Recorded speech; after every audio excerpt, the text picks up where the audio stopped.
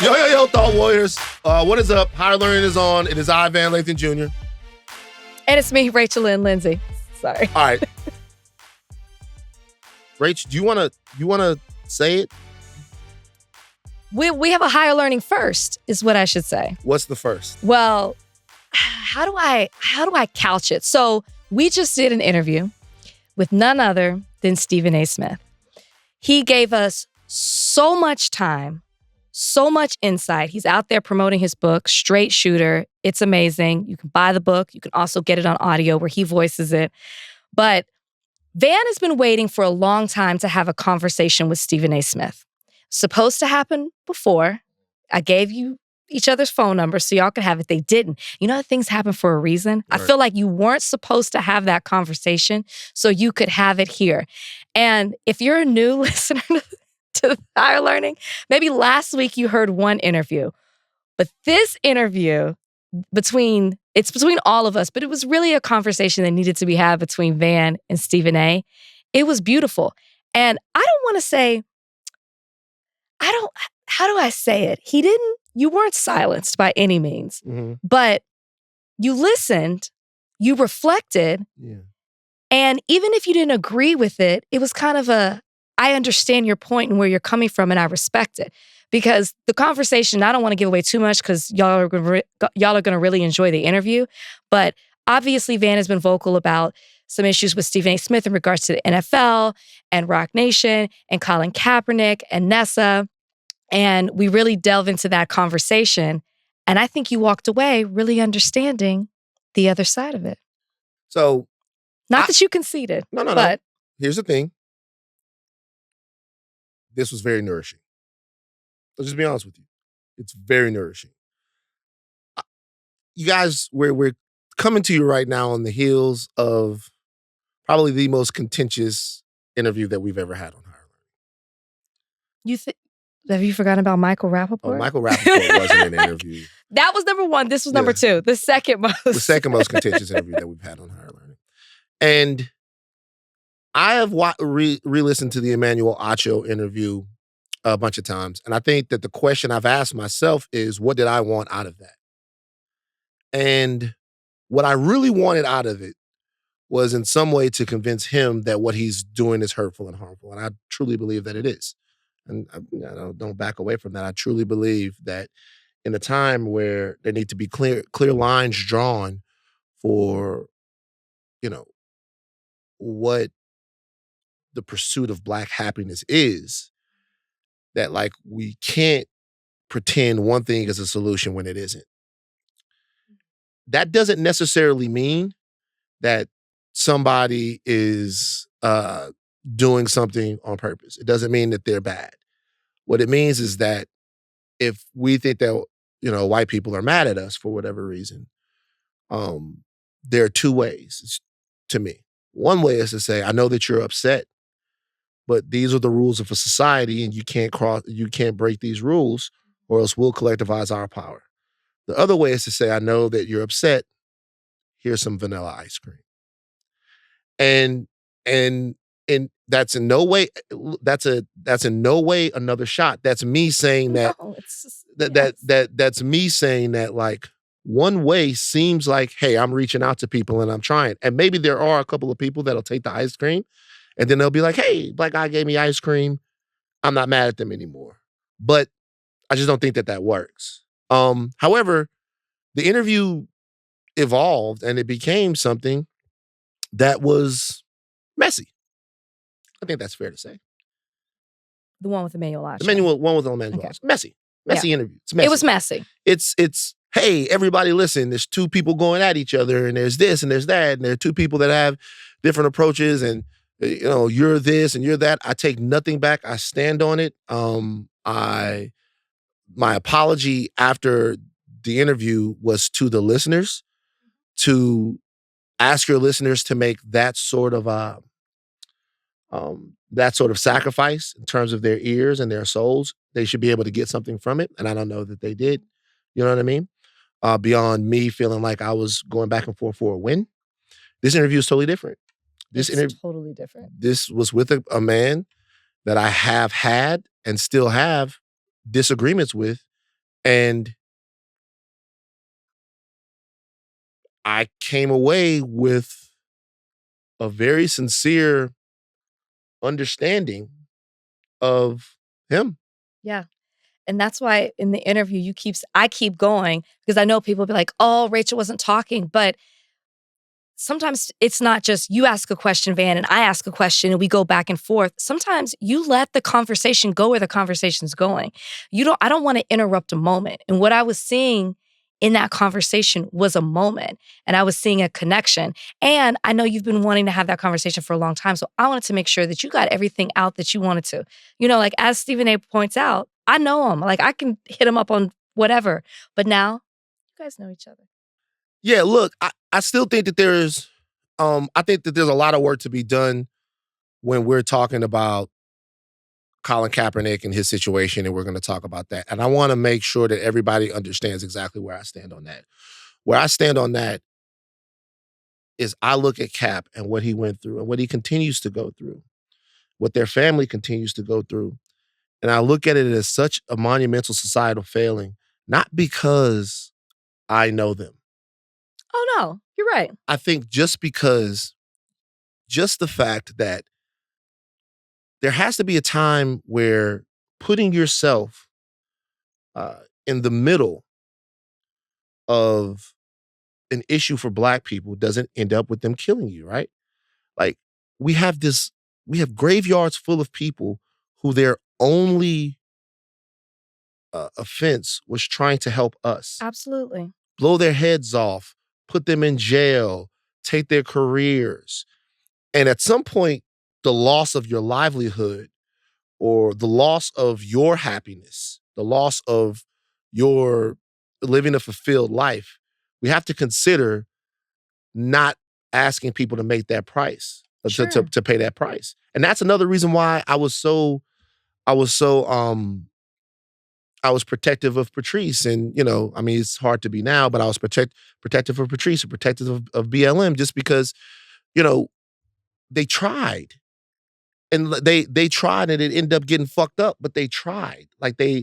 Yeah, I just don't want to put those two in the same. I'm not putting them in the same thing. Patrice and BLM is not Cap.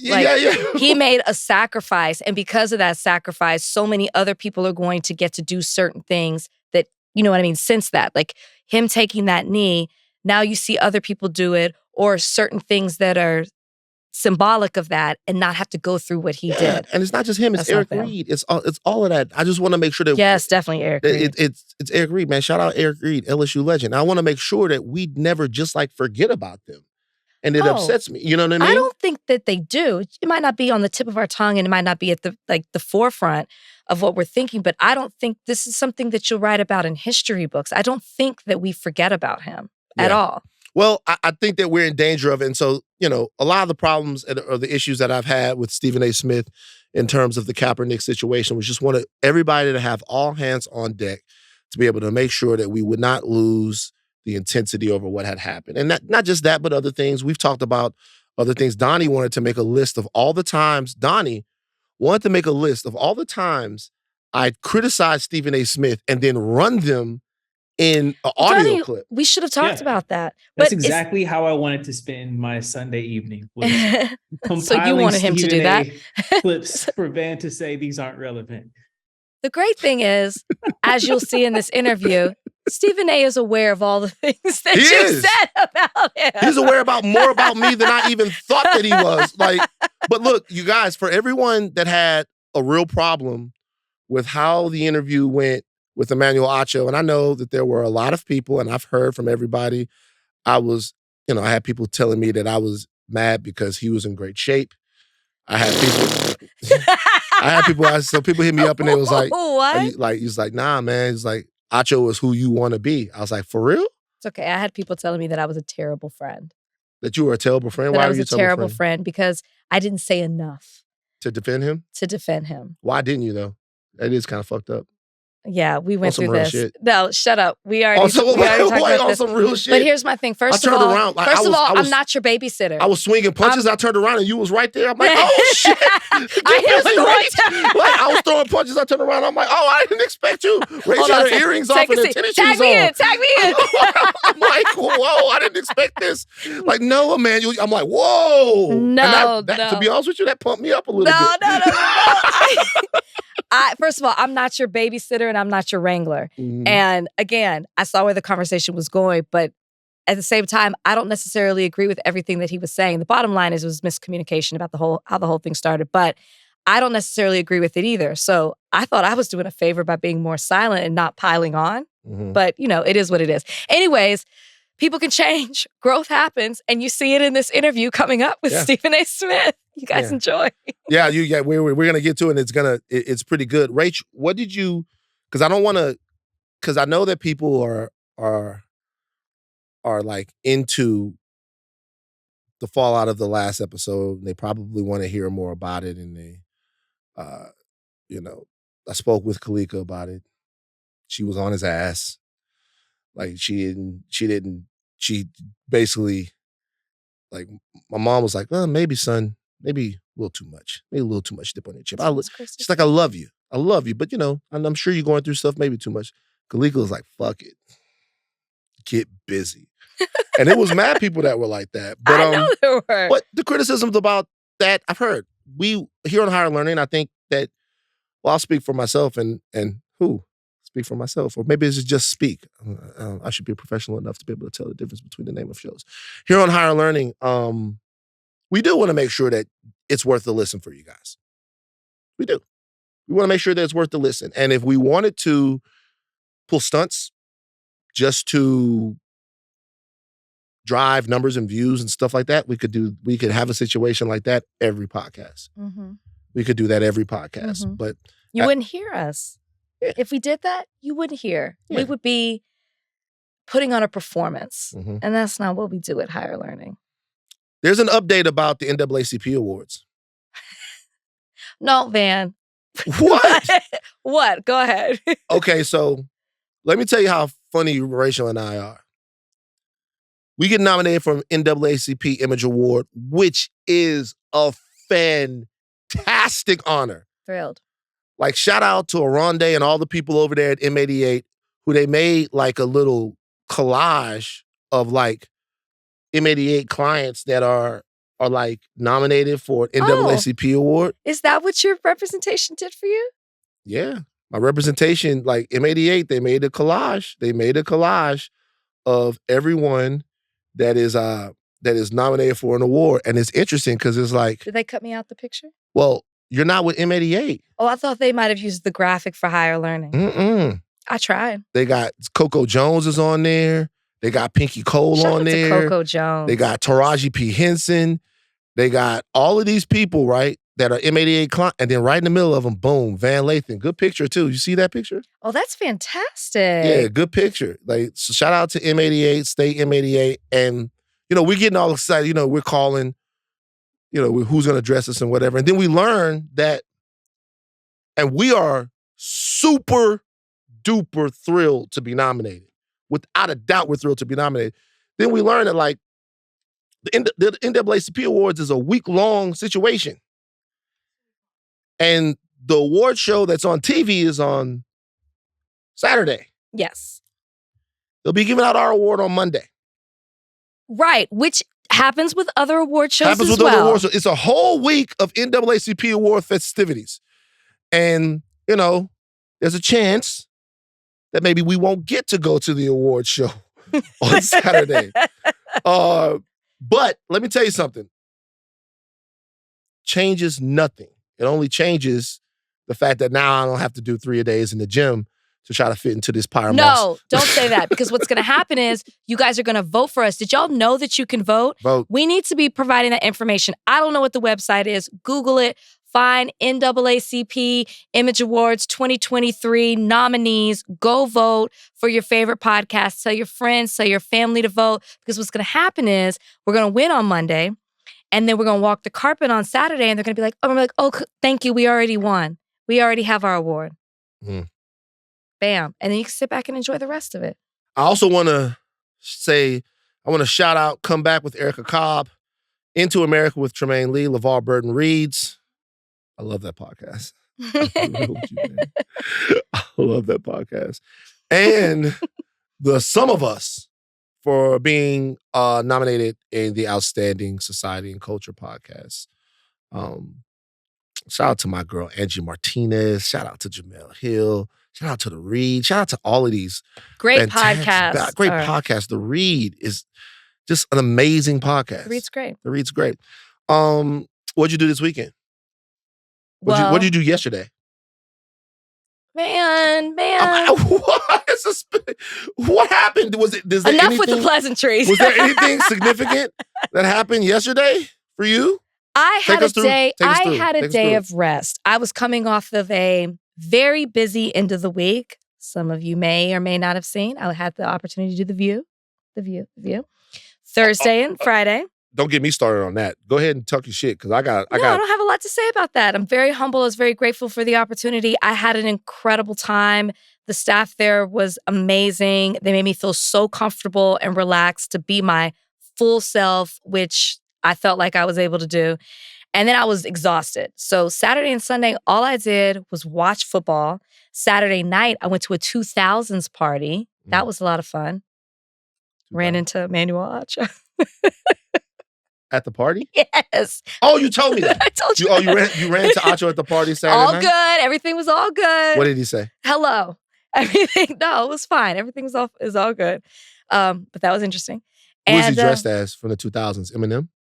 No, he kind of had like a Cameron jacket on. I went with more of a Kelly Rowland style. Okay. But but everyone was saying more Britney Spears, Justin Timberlake because Brian was in jean, but Kelly Rowland was really who I was channeling. So you didn't match with Brian? No, we did. We were both in all jean. So it was like we had matching bucket jean hats, like Brian the should have patch done hats. Eminem. That'd have been so crazy if Brian did 5 Eminem. years ago, I threw, maybe longer than that, I threw a 2000s party and I wore the jersey dress and he more went with like the Nelly style, the Band-Aid, the backwards hat. I think he had a Sean John shirt on, that kind of thing. Anyways, did that. And then Saturday, I just relaxed, caught a couple of games that were on. You watched the games. You watched football yesterday. It was traumatic for you. Let's talk about it. What happened to Rachel? Let's not. What happened to the Cowboys? Let's look at them. Let's look at the line. Let's look at Dak Prescott's line from yesterday. Because look, I can't really the Saints didn't even make the You're playoffs, right. You really have nothing to say. But I do. And at like, the same don't time. y'all get tired of trolling Never. the Cowboys? And aren't Never. you sad to see us Hate it. go? Because now, what are you gonna do? Enjoy the Troll games? Purdy? Like, No. that's no fun. Can I be real? Troll Burrow? That's no fun. Do you know that like nobody came together and like took a vote on who quote unquote America's team was? Nobody asked us. That exactly. It was just understood. Okay. That's the thing. We didn't need to vote. Everybody just kind of collectively thought, you know who best represents America? And you're right. The Cowboys are just like America in decline. Okay, I've realized where it was going. You're absolutely correct. Gave us false hope. Yeah. In decline. They're in decline. You're right. They're just like it is. They're more America's team now than they've ever been. Dak, 23 of 37, 206 yards, 5.6 yards per average. Average 1 TD, 2 interceptions. And that last play with Zeke at center. Oh my God, Donnie, please. Ashley's in the house, by the way. Ashley's here. Ashley, come in the room. Ashley's here. Ashley, come in the room. Donnie, tell people what you thought about that last play, Donnie. I felt bad for Zeke, and that's hard to say as a Wolverine. Can't you just hear the sincerity in Donnie's voice when he says I did. That didn't feel good. No. And I've been in that position too. Being like outmatched and then just pushed to the ground, that sucks. Wait. Donnie? Ashley, can you please come sit down and join us? Is she on camera? Yeah, she's going to join us. We just want you to say hello to everyone. Ashley? Hi, everyone. Can you see me? I don't think They can't. They can see you. They just can't respond back, Ashley. Ashley, wave. And, come take Rachel's mic and say hello to everyone. This is our producer, Ashley. She's very, very shy about being on camera. Yeah, like say hello to everyone. Hi, everyone. When was the last time you did cocaine? Ages. But you've done it. No. Get out the podcast, Ashley. But like you were supposed to like. Ashleigh, we're so happy to have you So here in happy to studio. have you. First time you've been in studio with us. Yeah, it is. Yeah. Did you enjoy the Stephen A. Smith interview? I did. He's intense. He's really intense. I thought he was super chill. I thought he was super Was chill. he chill? too. Yeah. Okay. Nah, he's Like, just not his it's first time intense. around the block. All right, Ashleigh, smash out. Bye. All right, I'm off. Yeah, just wanted to Good introduce to you to have you everybody. here. Yeah, Ashleigh, everybody. Donnie, I want to go back to Donnie feeling bad about Dak. I'm a Cowboys fan through, and I don't feel bad for him at all. No, it wasn't Dak I felt bad for. It was Zeke. Zeke. Zeke getting ran getting over. put at center. Yeah, Okay. that sucks. Me too. Like, I haven't had a legitimately funny moment like that. Like, because they come out How in many that, times you watch it? man, so many times. They came out in that formation. I got to play the long clip of me laughing. They came out in that formation, and I'm like, this is interesting. I thought they had something up their sleeve. Snap the ball, he gets fucking destroyed. And then after he gets destroyed, they just throw an 8-yard out, like an 8-yard stop route. I don't know if they were supposed to hook that or if they were supposed to be some lateral situation. I just knew it was going to be something genius because the setup was so awful. I was like, okay. I was so funny, man. Like, you guys have to. Like, it's so funny because they snap the ball. They snap the ball. Watch. He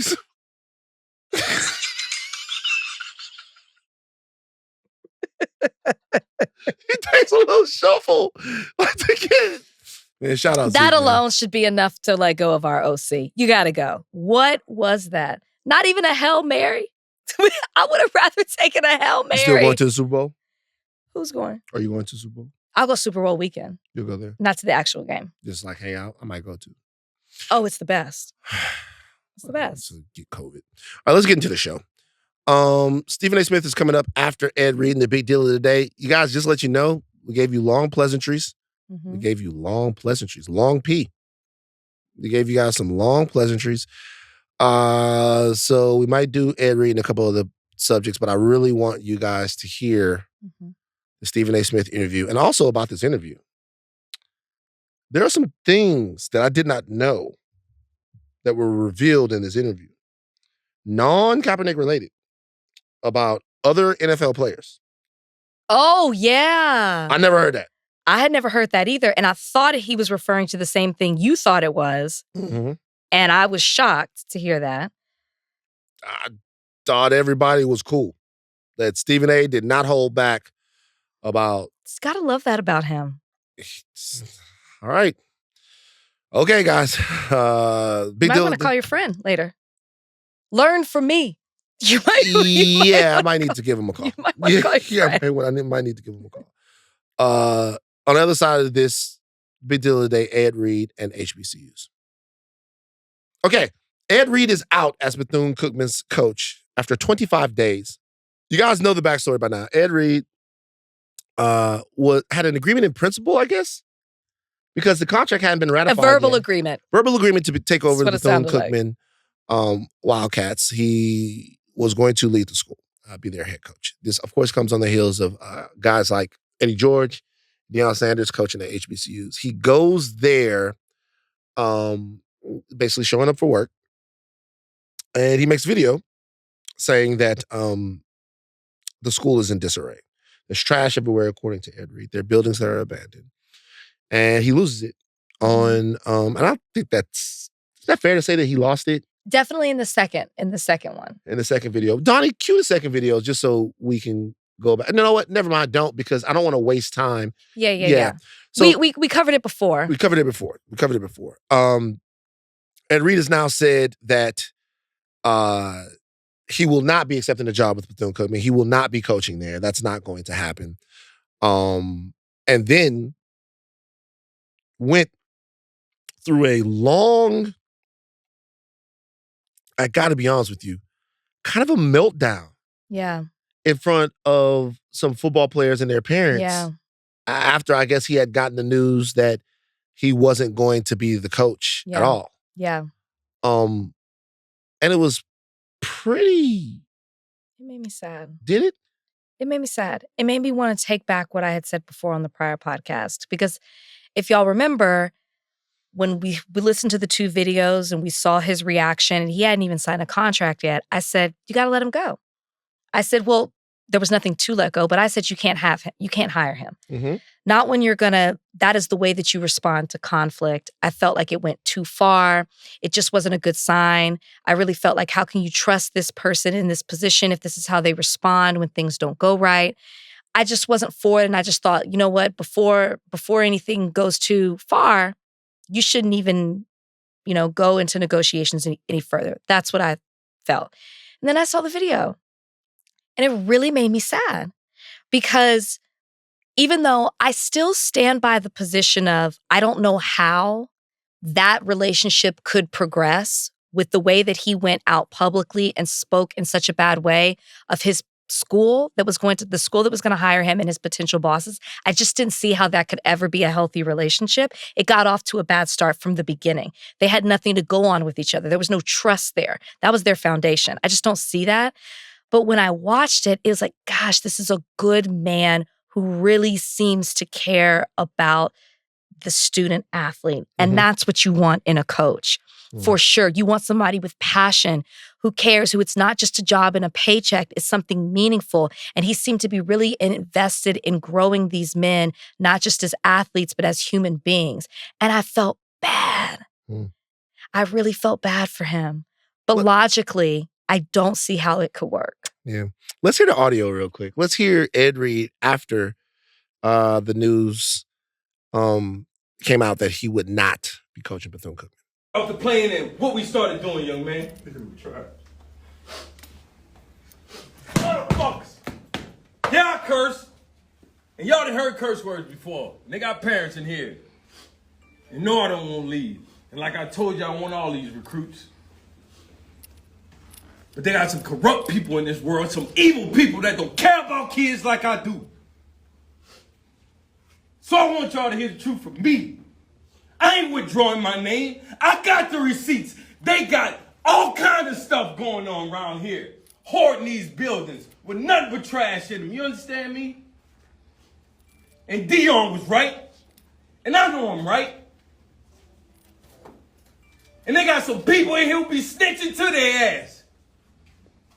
And I work amongst Judas as Jesus walked with him. And I ain't have a problem with it. Because even Jesus prevailed.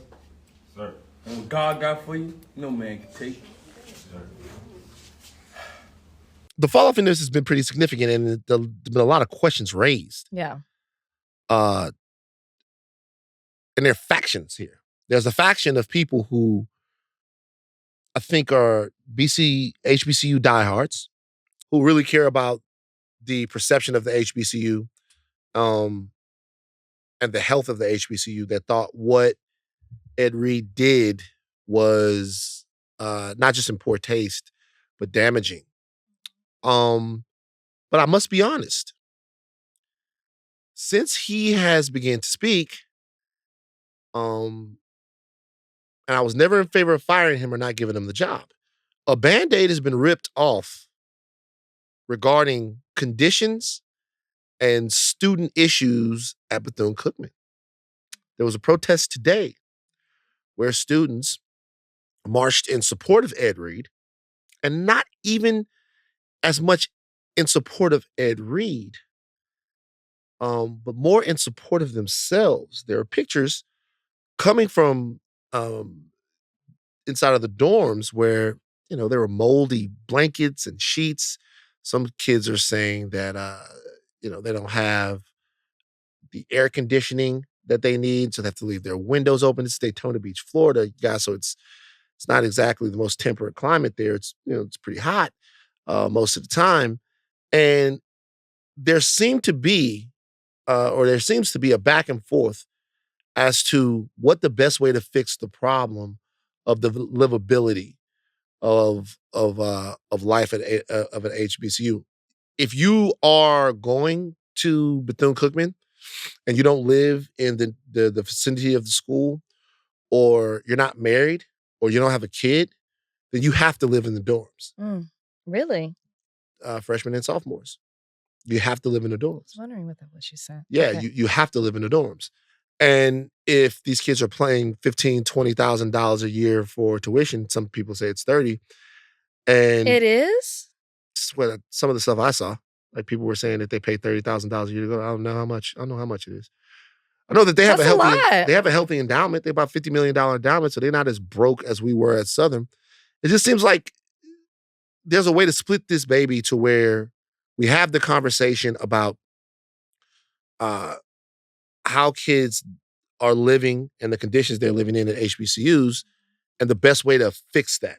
And I'm not so sure that what Ed Reed did was the best way Well, it to wasn't. fix it, even though the awareness is heightened now. There's no way to deny that. He activated the students for whatever reason. They're marching, and now people are kind of seeing that maybe some things are falling through the cracks over there at BCU. If there's a silver lining in it all, sure.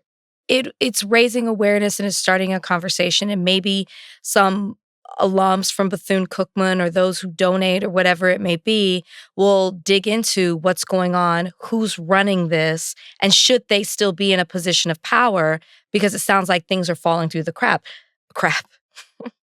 are falling through the crack. With that big of an endowment and $30,000 a year, like, it sounds like they definitely should have better facilities, accommodations, than what you're calling out from those pictures. But I still think it goes back to, and Stephen A. Smith touched on this too when he talked about it.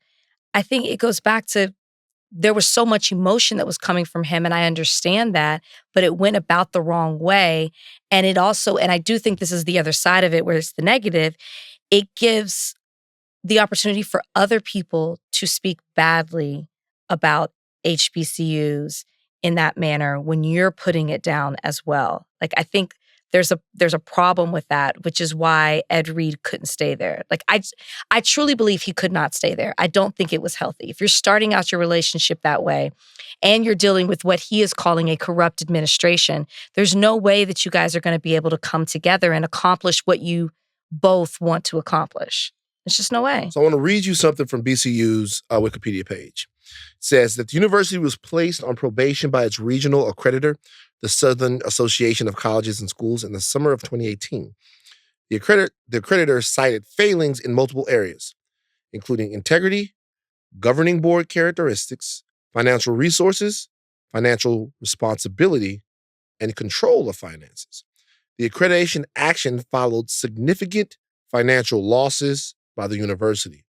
$28 million over the past 2 years. $28 million over the past 2 years.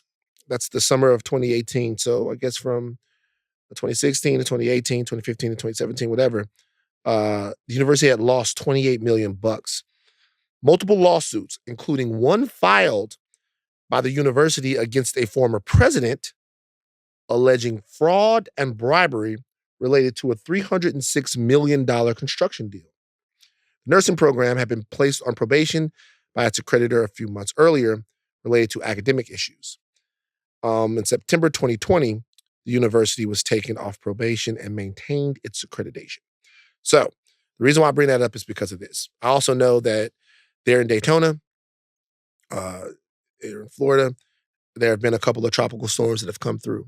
Right. And so a lot of what I'm hearing from some of the people that are BCU alumnus is that they're saying, hey, a lot of what Ed Reed is talking about is our struggle to get back on track since 2 tropical storms have come through to the school. Everybody's going to have a story. Uh-huh. The question is not about the fact about whether or not there's a problem at HBCUs. We understand that. The question to me is, how do we fix it? Mm-hmm. If Ed Reed or Deion Sanders or Eddie George want to go to an HBCU and use their platform to bring in a lot more money to the football programs, thereby raising the cachet of the university, the status of the university, and bringing in more money, that's amazing. I heard a conversation where Ed Reed was described as a whistleblower. Fine. Who is he blowing the whistle to? Mm-hmm. What if Ed Reed's goal was to go to BCU and build something and change the school? Ed Reed failed. What I'm saying is that what Ed Reed was trying to do, he could have done. Like, he could have done. If his goal was to change the school, If his or goal change the was football to program, build something at BCU, then he could have done it. But I don't think that now those goals are as in sight. I think that the next football coach is going to be under a tremendous amount of scrutiny. yeah, I think the school is now under a tremendous amount of scrutiny.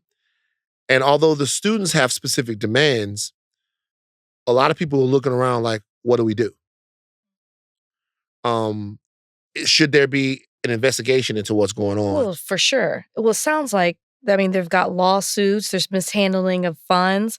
My question is, when you were naming all of that, are the people who were in leadership and power when that happens still running the school? I do not know. Because that would be a key question too. Because then if they did get rid of those people and you have new people who are on the board of trustees, and because I know that was something that they were chanting in the protest, removal of those people, or the president or whoever it may be, if it's new people, then it still sounds like it's corrupt. So I think there definitely has to be an investigation, and I don't think it should stop at BCU. I think that it should be on every campus, to be honest with you, because the purpose of these kids on the campus is to learn and to grow and to develop and be the future. And that's all they should be focusing on, is their education, not all this corruption and everything.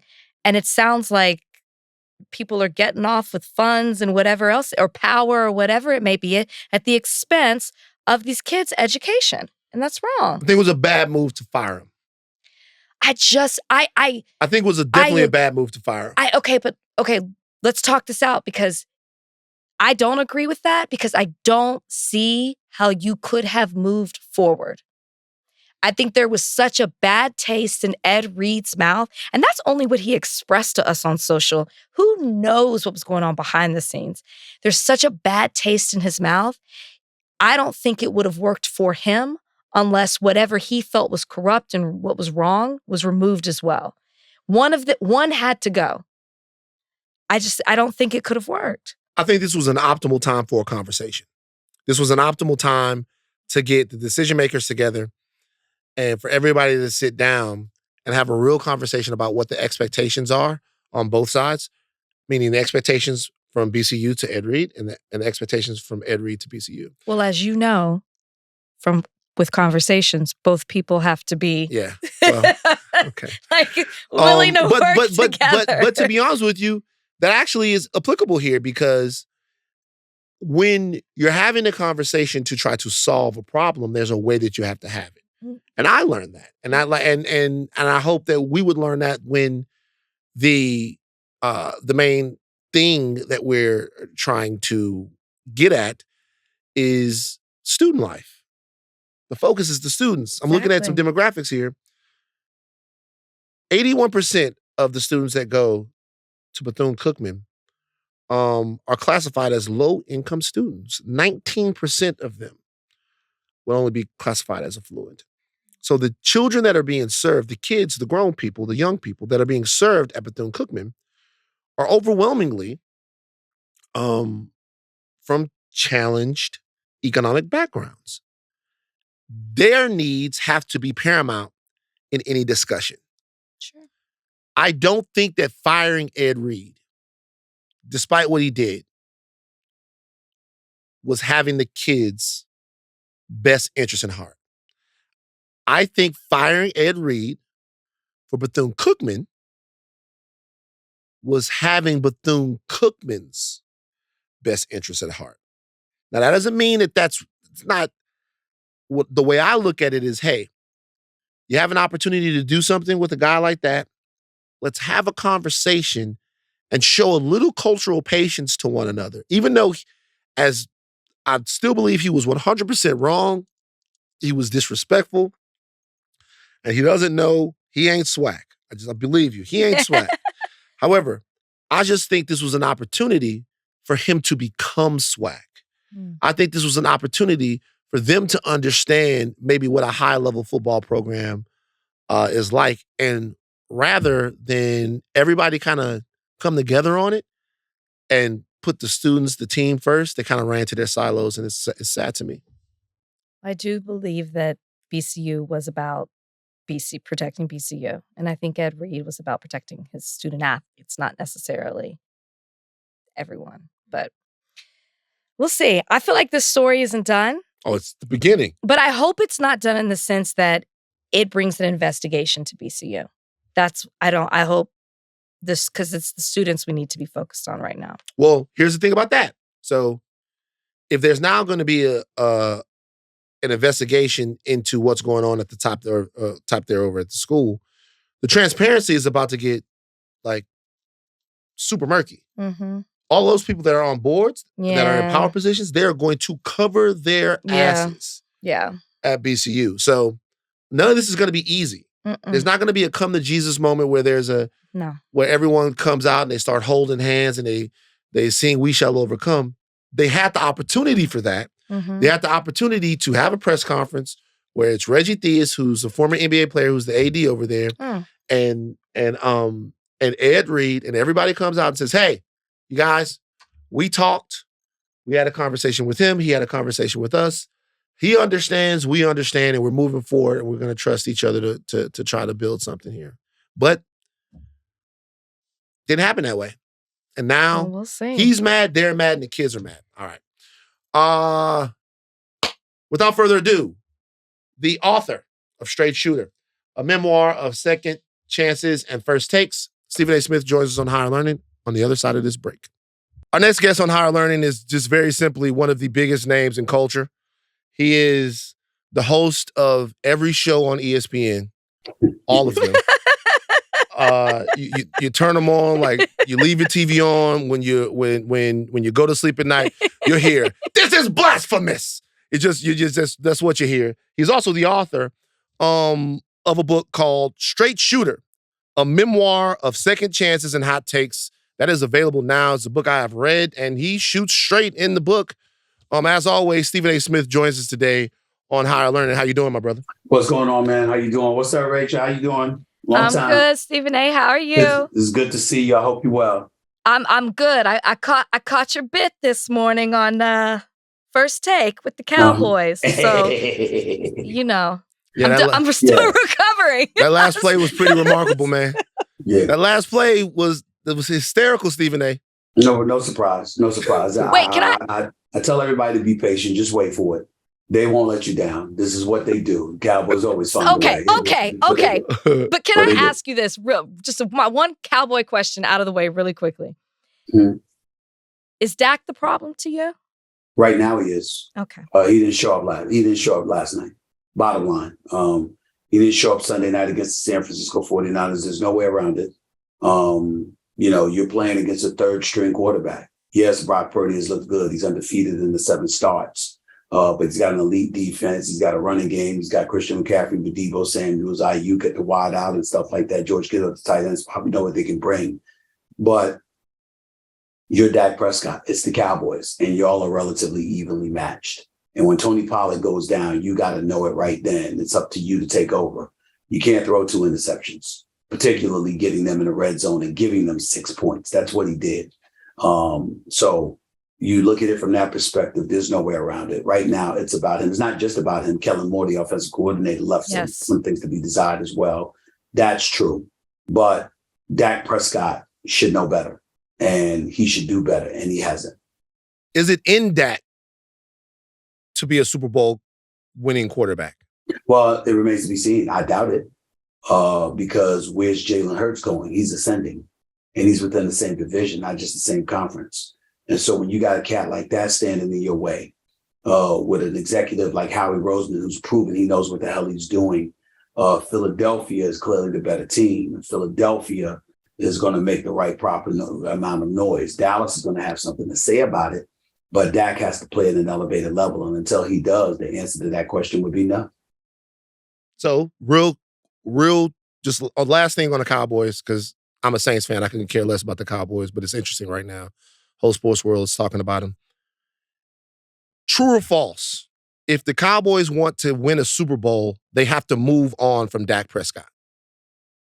I wouldn't go that far. Okay. I just think he has to be better. Okay. He has to be better.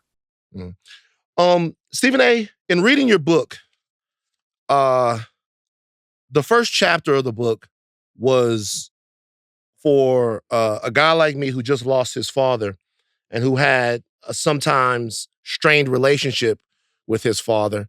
My father was around, but we didn't always see eye to eye. The first chapter was particularly affecting for me. Just seeing how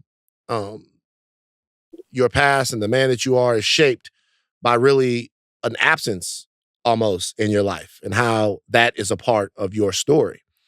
Not having had sort of the relationship with your father that's cookie cutter, the Cosby Show type of situation, what did that put into you? How did that affect you? What did it make you better? Did it make you bitter?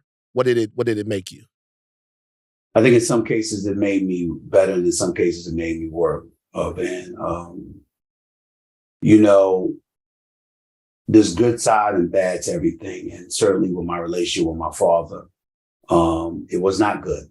And my resentment, unlike my sisters, my four older sisters, who really harbored a strong level of animosity against him because of his infidelity. For me, it was what he did to my mother outside of that. Not that that did not matter, but all right, you better not put your hands on her. You better not ever hit her. We'd kill you. That would be true. But outside of that, you're grown-ups, and from an emotional perspective, whatever's going on with y'all, you may not like it as children, but those are two adults and they got to handle their business. My issue was you didn't pay bills. You left my mother to handle your responsibility.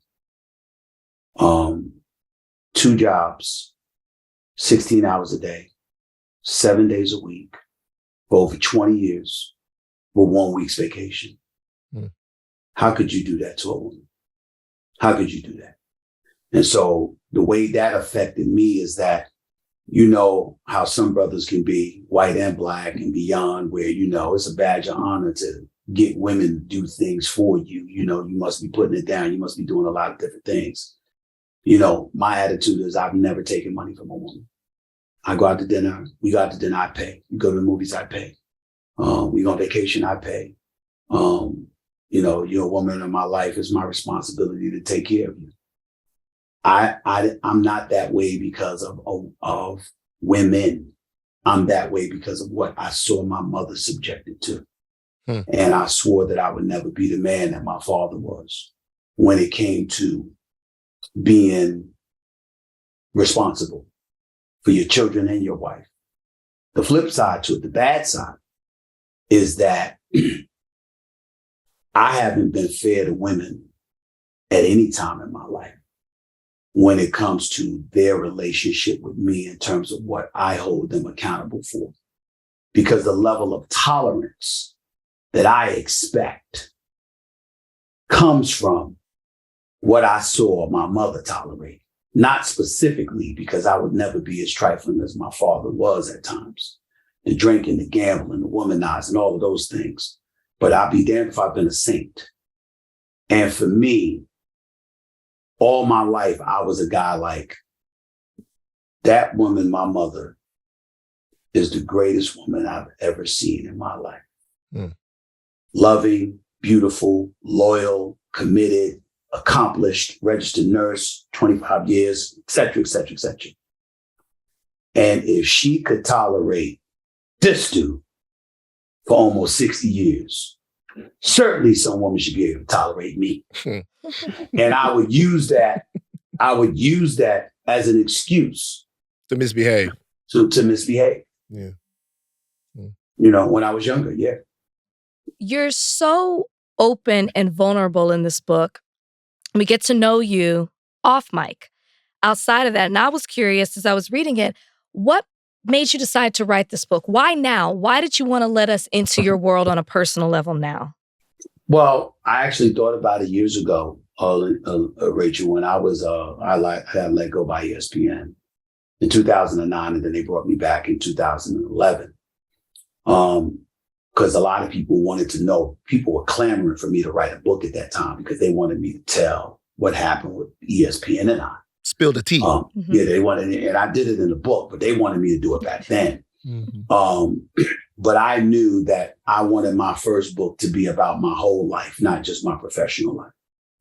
And that if I was going to write a book, that's what I was going to do. My mother knew I was going to do that as well, and made me promise her, you will never write this until I'm dead and gone. Because she's a West Indian woman born and raised in St. Thomas, Virgin Islands. Very, very, very private. Didn't want anybody knowing her business. And she knew that I would talk about my father in less than flattering terms, which ultimately would be highlighting what she had to endure. And she made me promise, never do this until I'm dead and gone. You have my blessing to do it once I pass away. Because she had just acquired cancer. And she ended up surviving until 2017. But she had made me promise never to do it. So once she passed away, I had some things to get over in regards to her departure because I was pretty devastated over that, at least for a couple of years. I think about it every day still, of course. She's the greatest woman I've ever known. I was a mama's boy. And finally in 2020, I was like, it's time. And so, you know, in 2021, actually, I just sat down and I wrote it myself in 5 months. And that's what I did. So people are going to be surprised at the candor in which you talk about a lot of things in the book. You know, almost every single question regarding Stephen A. that people have had and gone back and forth, and we'll talk about some of the things that we've talked about on Higher Learning here in a second, you answer. But like also some stuff I didn't know about you. You talked about your vices in the book, and amongst your vices, you said, you know, just like your father, you said women. You know what I mean? Like women. Yeah. And you know what the question that I had in my mind was? What? Like, Stephen A. been around for a long time getting it. I remember from the Sports Illustrated situation all the way. Like, what's Stephen A.'s body count? Like, you say women are a vice. Like, if Wilt Chamberlain is at 20,000, like, what's Stephen A.'s body count? Like, well, first of all, a couple of things. I will never give you that answer. Let's get that out the way. That will never happen. But I will tell you, it ain't no damn 4 figures, 5 figures, or anything like that. But I've had my share, and it was primarily when I was younger. It certainly hasn't been in the last 15 to 20 years because I will say this. This is the one line that I will say. You know it's pretty bad when NBA players have to pull you to the side and tell you you need to stop that. Wait. Somebody that's pretty bad. That's pretty NBA bad. player. This is no. I didn't say NBA player. I said players. He had plural. Okay, plural. Players was like telling me, "Yo, you need to chill," because you know, and it was earlier in my time as an NBA beat writer. I was on the road for the first time, and I was traveling 200 days out of the year, and I was city to city and single with no kids and no committed relationship. And I'm a different kind of animal. And what I mean by that is that you got a lot of cats that will tell you, they'll say one thing and they're lying. I didn't lie, bro. I didn't lie, Rachel. They're like, look, I'm on the road 200 plus days out of the year. You have no chance in hell of keeping me in a committed relationship because I'm not going to behave. If you want to get with me, we good. If you don't, I respect that. But please understand, I'm not looking for no committed relationship. Damn. I was very, very clear about that. And you'd be surprised how many women appreciated that honesty. And Not surprised at all. Yeah. I'm not surprised at all. And appreciated that honesty. And B, their mentality was, I'll change him. I'll change that thinking. And so it would go from there. Now, later on in life, there was always people that felt that I was lying. And my mentality was, I wasn't lying. What I did back then was tell you where I stood. You decided you wanted to mess with me anyway. What the hell am I supposed to do? Come back and give you a blow-by-blow detailed account of what the hell I just did the night before or something? No, I wasn't going to do that. And so for me, that's just how it was. But eventually I calmed down because you get older, you grow up, you meet some sensational women with a lot of substance to them, and you start feeling sleazy. And all of a sudden it's like, nah, now that don't make you a saint, meaning that you're in a monogamous relationship. But I wasn't hoeing around. I wasn't doing that because I didn't want to do that, And a lot of times, and you know this, man, whether you're willing to admit it or not is another story. A lot of times, it ain't about what we actually do. It's knowing we can. Yeah, of course. So what we're really guilty of is the emotional relationships. Yeah. Because no matter how fly you are, no matter how much you got it going on, and I never thought that I was that damn fly to begin with my peanut head self. But the point is that for me, it was like, okay, no matter what I feel, there's always something inside of you that questions whether or not you got it like that. Yeah. And so you never assume that, oh, if I dump this girl, I'll have another one waiting for me. You didn't, Rachel, most men, we don't do that. And that's where the emotional ties come from, because in case you find yourself alone, you got somewhere to go. And a lot more often than not, we're more guilty of the emotional relationships than the actual physical relationships. That don't mean we're innocent now. Right. Please don't get me wrong. But it does mean the emotions are more palpable than the physicals because we're really trying to hedge our bets. Right. And that's something that most dudes ain't going to admit, but it's true. Because the reality is physically, if you're about stuff, you don't have time to do the kind of stuff that women a lot of times think we're doing. You just don't have the time. Yeah. So yes or no question. Is it north of 500, Stephen A? Van. No. Not even close. No. Not even like close, no, I'm he not said. That dude. No. Not even close. No, I'm not that dude. I've had my share of women, but it ain't that damn many. All right? You know he's also the bruz, right? Oh, is he? He's also the bruz. Okay. Yeah. Well, that adds to the whole. That adds to the whole thing because we know how they get down. I know all about the Coleman love. I came later. I didn't become a member until 2012. Oh, okay. When they came to me and approached me, I didn't. I wasn't that in college or anything like that. That was after that. That was Speaking of relationships, you have a chapter where you talk about Skip Bayless and First Take, the beginnings of First Take, which I know a lot of people are going to be eager to read if they haven't already. And there's a story you tell about Skip making a ludicrous comment about athletes avoiding clubs, and you noted that you disagreed with him on the comment, but you still thought it was good TV. So my question is, seeing where Skip Bayless is now and certain things that have transpired over the last few years, do you still think that Skip Bayless is good TV? And if so, why? Well, I think that's for somebody else's determination to make. Everybody's got their taste and their flavor. I would tell you that for the purposes of a debate show, what makes him exceptional is the fact that he's a natural born contrarian. He is the kind of person that does not like to think conventionally.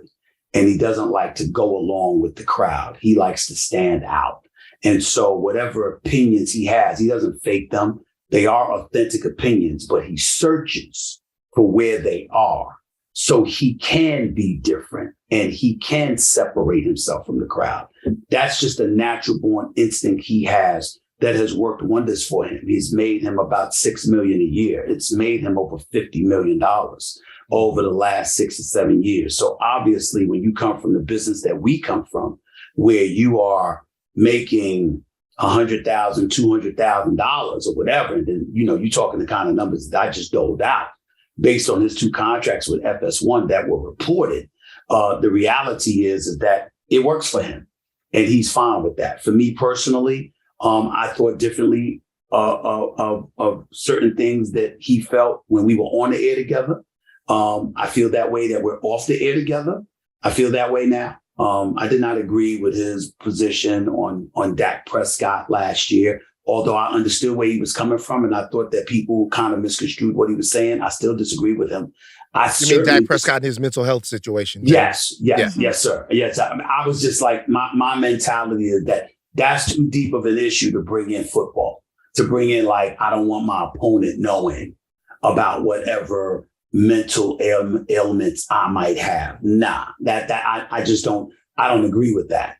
So I definitely would have disagreed with him there. I certainly would have disagreed with him when it came to the whole Damar Hamlin situation as well.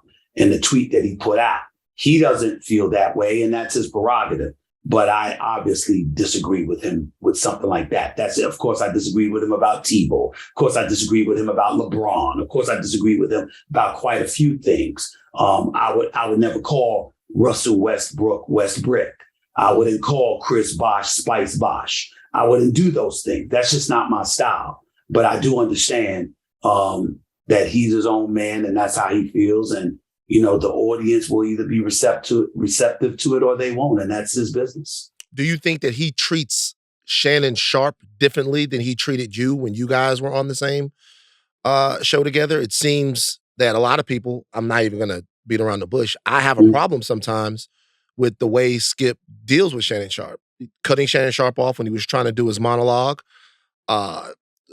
belittling his career up against Tom Brady. I didn't see that same energy when he was sitting down there with you. Do you think he's fair to Shannon Sharpe? Do you think he's maybe changed since he's got a little years on him? I didn't think it was fair that he was making a point against Shannon Sharpe that you're not Tom Brady, because when Shannon Sharpe said, you treat me like a bum, I'm a 3-time Super Bowl champion, I'm a Hall of Famer, and he said, so what? It's like you're trying to win an argument and it went too far. That's just my personal opinion. When you say what he treats, Skip is Skip. You have to make sure you're different. Like, I know Skip. And so there are certain lines that I don't believe he would ever cross with me, because he knows I know him. And he knows that I have love for him even when he's at his worst. And unlike somebody like Shannon, who probably takes the path of simply not saying anything, I'm somebody who can talk to Skip. I'm somebody who can approach him. I'm somebody who can be angry at him. I'm somebody that's gotten in knockdown, drag out fights with him in the past, And, when it was well known, well documented by him, not me, when during the NBA finals and he goes on a 45-minute diatribe on his podcast about, how meaningless I was and all of this other stuff because he had misconstrued something that I said on JJ Redick's podcast. Man, I flew out to LA to see him. I mean, I was going out there, don't get me wrong. I was on my way out there in a couple of days. But I made sure to make a beeline to his crib to have that conversation face to face, because I thought it was totally unnecessary. And he completely misconstrued what I said. And then where he understood where I was coming from, he explained himself and I let it go. But at the end of the day, like I said, Shannon might not do that. And me personally, I got a lot of respect for Shannon. I'm genuinely fond of him. And in my own roundabout way, I'm proud of him because I played a role in him being with Skip. Because if you remember, Skip knew he was leaving ESPN, but there were days he was still on First Take. And I wasn't there because I was covering the NBA. And Shannon would fill in. I knew what was going on. I wasn't blind to that. And so to me, it's important because look, man, I'm not just a black man, I'm a brother. And if I have an opportunity to help a brother or sister out in terms of getting them in a seat, putting them in a position where they can maximize opportunities that are presented to them, I'm going to do it. And so when I saw that handwriting on the wall for Shannon to ultimately elevate himself to that possibility, it was definitely something I was supportive of. And I've always been supportive of Shannon. Even when he does stuff wrong, I'm going to always be supportive of him. And, if he asks my advice, I'm not going to volunteer it because he's his own man. But if he ever asks me for my advice, I'm going to be there to help him as best as I possibly can. And I'm certainly not going to put a nail in any coffin of his. I can tell you that. That's just the way it's going to be. I feel like this was speculated a while back, but is there ever a chance that you and Skip will work together again? I don't think so at this point. But that has nothing to do with our relationship or lack thereof that people want to allude to. Skip and I are fine. Skip is just in his zone. I'm doing my thing. First Take's number one. First Take's been number one for 11 years. It's number one now. It's going to be number one. How much longer I'm going to do it remains to be seen. I want to do late night television. I started my own production company where I'm I'm in the process of producing TV and film, TV shows and film, scripted and unscripted. I've got my own podcast, No Mercy, with the tag behind me that I do 3 days a week. I've got a lot of things that I'm working on that I have an aspiration to do. Another debate show or rekindling what once was is no longer on that radar. That has nothing to do with Skip Bayless or anybody else. That just has everything to do with me. If ESPN wants me to stay on First Take and they make it worth my while, then obviously that's something I would strongly consider. But that's not just about money. Money's a part of it. I'm unapologetic about that. You are going to pay me. But it's not just about that. It's also about me having this insatiable appetite to avoid being limited to just sports. I want to do a multitude of other things, and I want to have the freedom to do it. And if ESPN grants me that freedom, and they want me to stay, then I see myself being here for years to come. If they decide to go in a different direction in terms of not wanting me to do those other things, and they want to restrict me to the world of sports, then chances are you're going to see me say goodbye. It was a good ride, and I've got a lot of great relationships, and I wish everybody well. Another thing in the book that you address directly is some of the criticisms that people have had of you due to various things that you've discussed. Yeah. Or even criticisms that people might have of your friendship with Sean Hannity, Sure. or situations like that. I want to ask the Sean Hannity question later, but I want to make sure that I tell you that I've been critical at different times here on this podcast and in my life before when I was on TMZ of sometimes feeling alienated by your purview or the way you would look at things as a Black man, thinking that it seems like sometimes Stephen A is more critical of the actual Black man than he is of the system that necessitates a Black man act a certain way. This crystallized during the entire Colin Kaepernick thing. Everyone that listens to the show knows that I'm friends with Colin Kaepernick and Nessa. And I thought at that time, if I'm going to be honest with you, that maybe your relationship with the NFL, I'm talking about when the workout waiver happened and all of those things happened, that maybe your relationship with the NFL or maybe even Rock Nation or whatever, maybe clouded or soured your commentary on Kaepernick a little bit, because it seemed like it was so pointed and that you were so hard on him, while at the same time admitting that he was the victim of injustice. I didn't understand it. I couldn't. That was the first time that I think I couldn't find a conduit to understand where Stephen A was coming from. And we have a mutual friend in Terrell Owens. A lot of brothers felt that way. You address it in the book. What do you say to somebody that says maybe Stephen A was working on behalf of the NFL as it relates to Colin Kaepernick?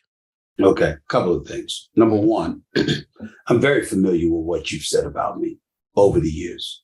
I want you to know face to face as a brother, I have no issue with you, what you've said about me at any point.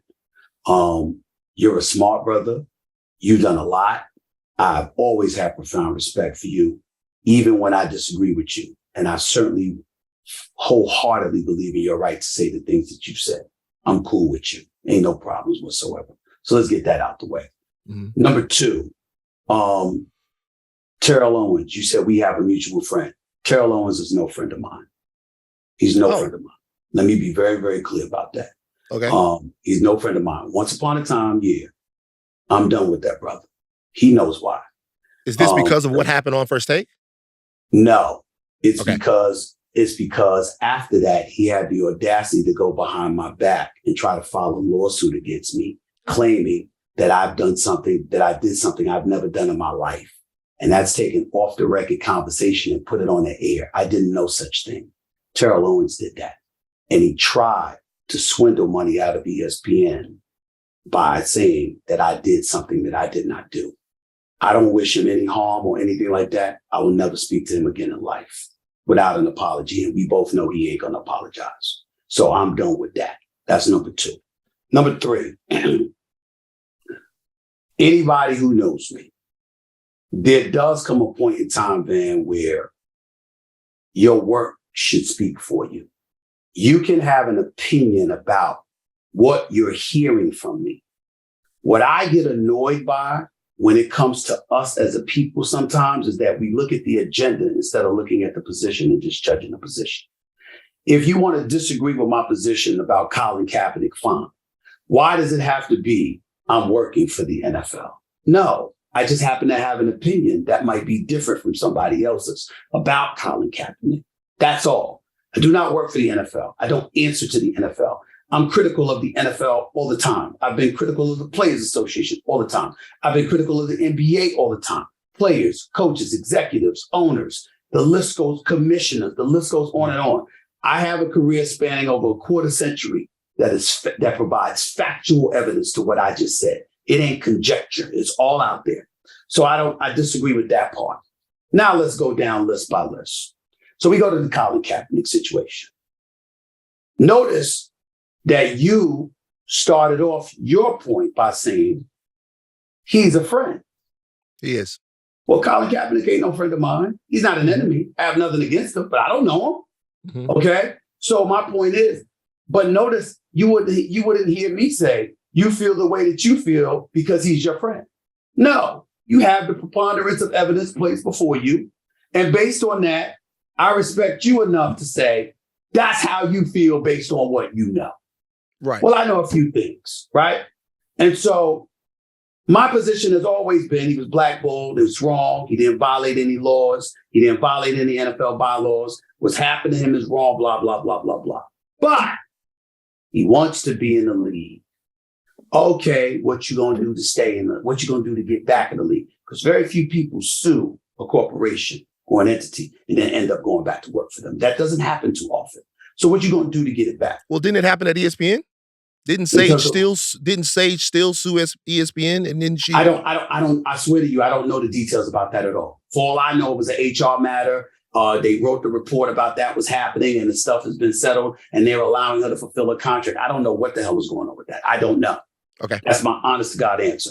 But anyway, what I'm saying is that if I'm looking at a Kaepernick and I know he wants these things. So I go to a station in New York to promote an HBCU event. And this brother, there's a whole bunch of people around with these Kaepernick shirts on. And I didn't know what was going on. And this young brother comes up and I offered to shake his hand. Credit to him. He still shook my hand, but he told me, I really got a problem with you, man. We really got a problem with the positions that you're taking. I said, what are you talking about? Mm-hmm. And he says, well, and he starts explaining what positions I take. I said, no, I said this. I didn't say that. I said this. I didn't say that, blah, blah, blah. And he said, well, there's somebody here that wants to meet you. And it's Nessa, Kaepernick's lady, sitting in the studio, rocking back and forth, wondering if I'm going to come. My manager's like, no, we're not going in there. I said, oh, yes, the hell we are. Let's go. She wants to see me. I'm right here. So we go in there. We talk. She's giving me her position. I give her mine. And I said to her, so I'm going to tell you something. I said, what am I supposed to do? You guys weren't reachable. You weren't talking to the media. You didn't want to do that. I said, am I supposed to go to his woman to get a comment from her? Is that what you're asking me to do? I mean, come on now. That's a stretch. If you don't know the party, that's a lot of trust to place in somebody. You can't, you can speak for him, but that's a dangerous position for me to take. Nevertheless, we had that conversation. And I said to Nessa, here's my phone number. From this day forward, you have my word. Whatever you tell me to say on your behalf, I will say verbatim as long as you allow me to quote you. And there will be no discrepancy any longer. From that point forward, we had a pretty good relationship for a couple of months, whatever, just talking, right? Then he wants to try. She's like, hey, is there any way you could help us get a tryout with a team? Well, come to find out. They asked you this. Nessa, yes. Yes, she did. Nessa, yes, Colin Kaepernick's wife, yes, his lady, yes, she did. Asked you to help them get a tryout. Yes. Is there a way to help us get a tryout with at least one team? And I said, we all pushing because we know what's been done to him is wrong. And I said, and so I said, absolutely. So what happened is, I said, come to find out, we hear about the NFL. I get a call from an NFL source connected to the negotiations and all the stuff. The quote was this specifically: Colin Kaepernick will have to throw the ball into the stands not to have a job in 2 weeks. Quote, end quote. I go on national TV. I echo that. I'm telling them this is what the deal is. They talk about 3 teams showing up. I said, oh no, I'm being told a minimum of 24 teams are showing up. They're going to have it at this facility. They're going to have team personnel there. A lot of African Americans are going to be in attendance, blah, blah, blah. And so all of this is going down. And then when I said that, I text her and I tell her, listen, I understand y'all hesitation about everything because the waiver isn't the same as traditional players. The NFL, quote, told me personally, counsel for the NFL. They said, of course, the waiver is not the same. We've never been in this position before. We have never conducted a tryout for an individual player in NFL history. We leave that to a respective team. It's not the league. So of course it would be different because we have to protect ourselves. As a league, this is the same guy that just sued us. And we have to protect ourselves. I go on the air. I say all of this, baby. I say all of this. Mm-hmm. And I tell her, and I said, you should take the tryout. And then at the last minute, he has the tryout instead of at the location. He has the tryout at the high school place. I knew for a fact the day he did that, his NFL career was over. Let me ask you a question. One more. I don't want to take away. Why do you think that he did that? The question, from my understanding, is that the amended waiver, the different waiver, mm-hmm. there's language in the waiver that puts Colin Kaepernick in an unfavorable position and that his attorneys wouldn't even let him sign that waiver. Okay. If that isn't true, and Colin Kaepernick... It's not. Okay, I'm not saying it's not true. I know, but if Colin Kaepernick wants to be in the league, mm-hmm. right, which we all know that he does, mm-hmm. and he can't sign that waiver, I don't understand where the criticism comes from because it seems I'm going to explain it to you. Sure. I'm going to explain it to you. Okay. The waiver, I don't expect someone that I sued and got millions from, if I'm going back to try and work for them, to be fair to me. I don't expect that, number one. So you acknowledge that the NFL was being unfair in that position, but you think that... If what Colin Kaepernick was saying is true about the waiver, his waiver compared to the others. Okay. Absolutely. Yeah. I don't have a problem with that. I get where he's coming from. I never questioned the validity of Colin Kaepernick's position. I was making the point. You know this already. You know there's no way in hell they're going to be fair to you. You know there's no way in hell that they're going to make it easy. They're going to protect themselves with several layers because they don't want to find themselves in a position where you could sue them again. So they're going to go all out to protect themselves. At the end of the day, you knew this and still said, I want to be in the NFL. And I'm saying, if you don't show up for this tryout, there is no way they're going to give you another one. They're going to talk the talk. But those 32 owners that run the NFL, who pay Roger Goodell, they're not going to do it. It'll be a miracle. It'll be a miracle. And so far, I've been right. Any more? I know it's a big deal for you. Well, I guess my thing is now, because when I called you, when I asked Rachel for your phone number, a couple of weeks ago, to get in touch with you, it was to speak about this, not about any differences that we might have had, but to talk about the fact that, in my opinion, Stephen A., let me just tell you the way I look at it. I think Colin Kaepernick not being able to perform his life's work is an incredible indictment of culture, and that it is it's an incredible tragedy that he can't do that when all he did was take a stand in the gap for Black people, brown people, people that are being people that are being assaulted by the police. Van, you just brought up something. Rachel, allow me to get very, very personal with Van for a second. Because I got a lot of respect for you, bro. You know, I thought it was incredibly unfair when I got fired. I think it's incredibly unfair that it took 3 choices for Terrell Owens to be a Hall of Famer when he was clearly one of the top 2 wide receivers in the history of football. I think it's been incredibly, incredibly unfair, you know, what happened to you in your career. I'm not going to get into those. That's your business, your details, and you know them a hell of a lot it's all gravy. Yeah. But what I'm saying to you is, well, what you bring to the table and the level of authenticity. See, a lot of people get, for example, they get on Kanye West now. But you got on him before a lot of people did. Because you sensed what the hell was happening. You know, and not that that has anything to do with what I'm saying. I'm just talking about the level of credibility that you had and what you brought to the table is to be respected. We can all point to shit that ain't fair. It's a given. It's understandable. But if I knew you, if you were my boy, then I'd have flew out to LA. We'd have had a conversation. Because I would have said to you, you know what I would have said to you? I don't give a shit that you write. Your voice is too important.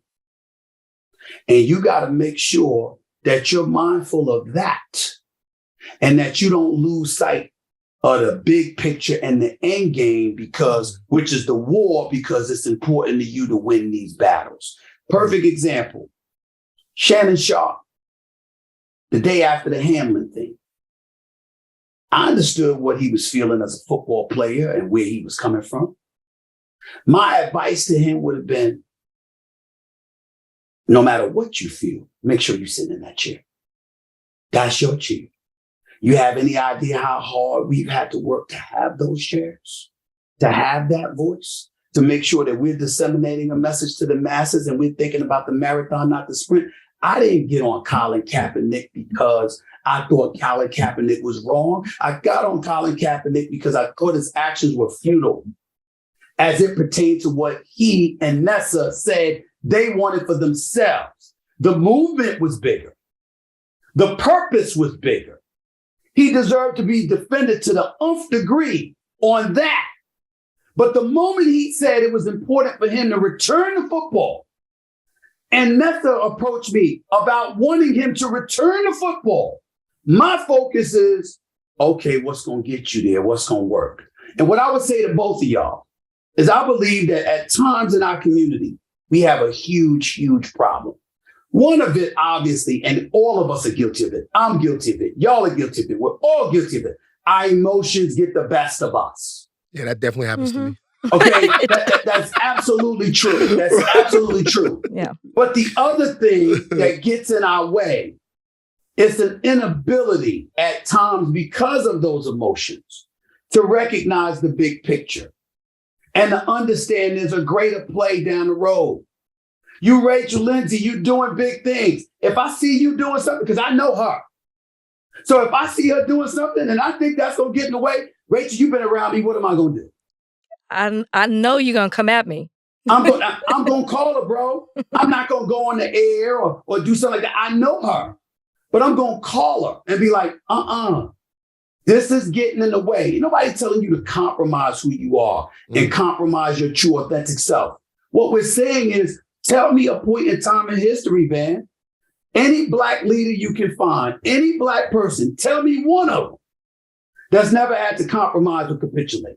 That's never had to get to a point where they got to swallow deep because there's a bigger play down the road that's far more important than the battle that we got here right now. If there's one thing that I believe that I've elevated myself to in this business is that I have been through the terrain that is corporate America for decades.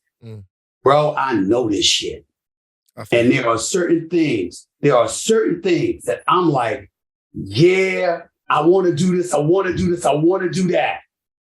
But it ain't worth it. Even if I got away with it, they're going to make sure the next brother and sister don't. And I got to look out for all of us as best as I can. That's my mentality. I feel you. And I understand what you're saying. I really, to be honest with you, man, I feel like I understand you so much better now. Not that that matters to you, but it's cool. It's just, there's a part of me that, and you know, I think that there are leaders in our past that have had maybe more militant stances and maybe haven't capitulated, but that's neither here nor there. As far as I'm concerned, and I think that's why conversations like this are good, is there's a push-pull about how long we're going to be able to do that and actually be able to stand on our own 2 feet and have our personhood valued, understood, and represented. So I do think that... Hold that thought. Okay. I am not saying, I'm not saying time has anything to do with it. I'm saying case by case basis. Some things I will be militant about. Like when I went off about Kyrie, I'm like, wait a minute. I've been critical of this brother, but y'all ain't gonna come and put a list of stipulations for him that you ain't do for nobody else. When we know it's white dudes out there screwing around and all of this other stuff, like when they did with Ime Udoka. I went off about him and what they treated him, and they treated him differently. They treated Kyrie differently than they're gonna treat some white dudes that would have done the same thing. There are certain things you get militant about. So it's not time. It's that there's certain things that are worth the fight. And then there are other things that are not. That's what I'm saying. Word up. Fair enough. Fair enough. I'll have you have the conversation.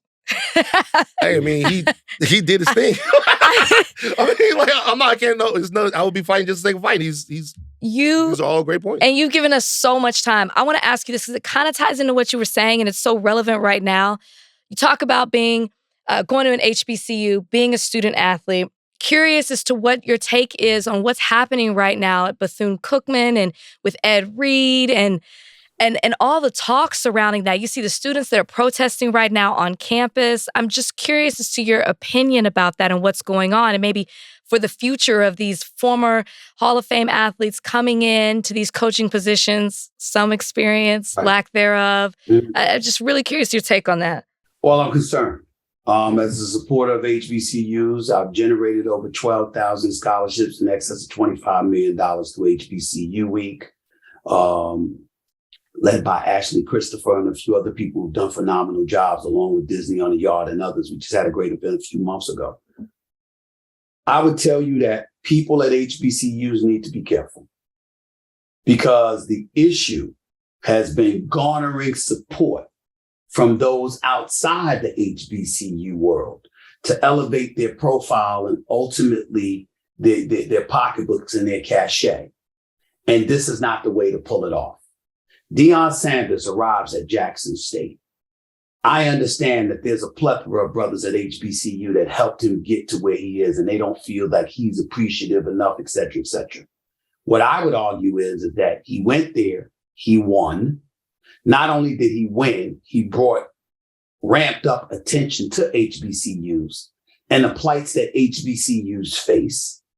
Not only that, he's the first Black man from an HBCU to get hired at a Big Five school, which opens the doors for others to come through and pull it off themselves. Some of the players that would have never been at one of those Big Five schools have transferred with him to attend a Big Five school. That may not have happened. And so we got to take that into consideration and be more appreciative rather than cynical of what he's been able to pull off. You look at Ed Reed, Bethune-Cookman. I don't agree that Ed Reed should have handled it the way that he did. I'm not condoning that. You don't put the school on blast like that. It wasn't necessary. That was beyond the pale. And to me, you can't work with an institution that you talked about like that after you go on that type of tirade. You can't do it. Mm-hmm. The flip side is that we're not blind. He wasn't wrong. And the environment that he was in left a lot to be desired.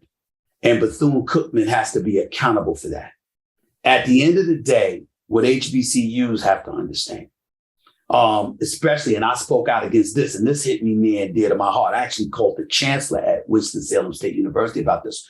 When that young lady got escorted out of the classroom in handcuffs, Mm-hmm.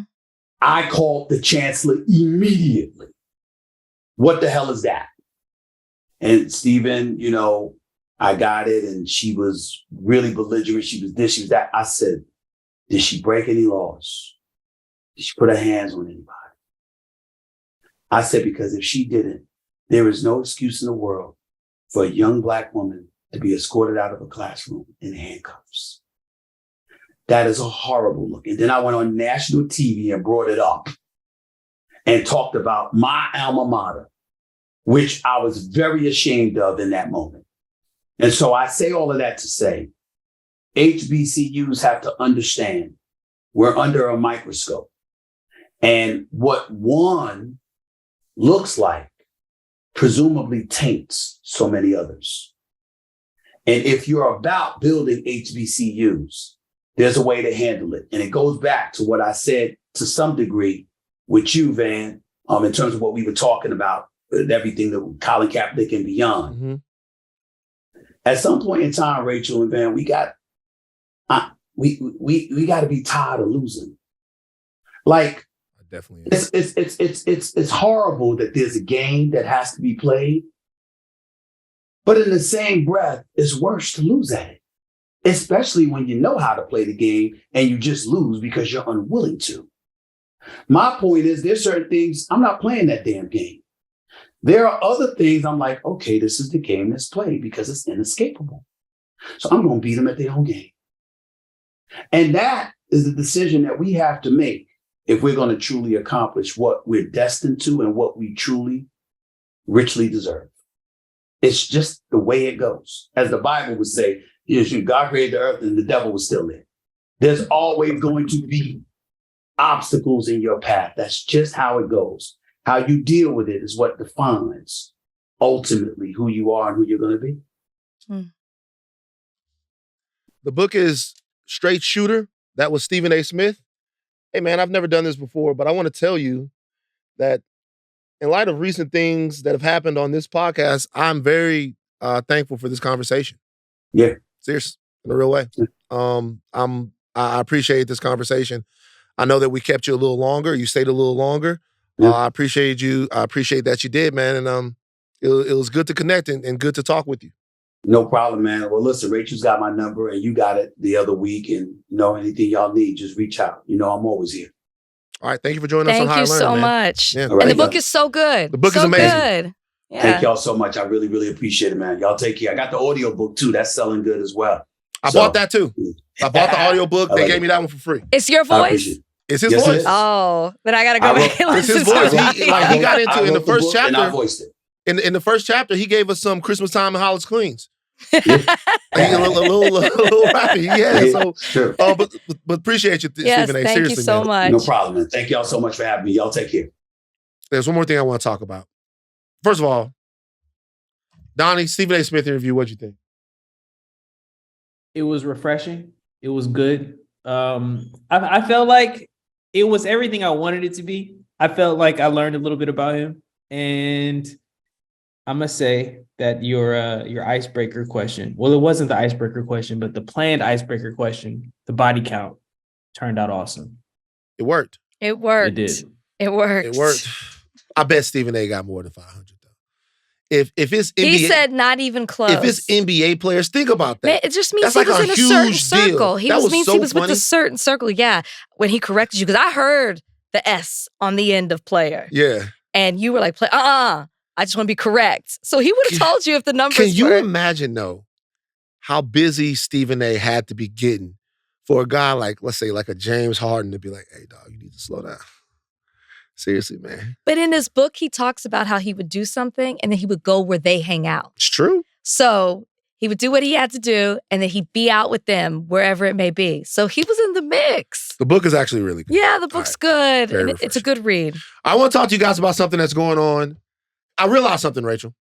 What's happening? I realized something. I realized that I have like Real Housewives. What do you mean?